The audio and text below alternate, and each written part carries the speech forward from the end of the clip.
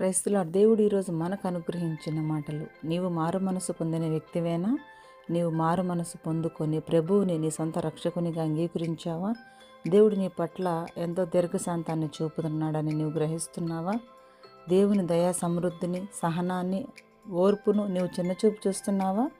దేవుని శక్తి నిన్ను నన్ను అత్యున్నత స్థానంలో నిలవబెట్టగలదు, పాతాళ అడుగు భాగాల్లోకి నెట్టివేయగలదు.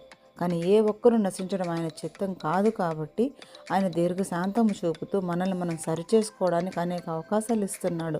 కనుక సమయం ఉన్నప్పుడే మనల్ని మనం సరిచేసుకొని దేవుని ఎదుట నిందారహితులుగా, నిష్కలంకులుగా మనం జీవించాలి. అది దేవునికి మహిమకరముగాను, ఆయన మన కోసం ఇచ్చిన ఉచితమైన రక్షణకు ప్రయోజనకరంగానూ ఉంటుంది. కనుక ప్రభు సహనాన్ని, ఓర్పుని నిర్లక్ష్యం చేయక ఇప్పుడు నిన్ను నీవు సరిచేసుకొని ప్రభు కొరకు పాపరహితమైన జీవితాన్ని జీవించు. ఆమేన్.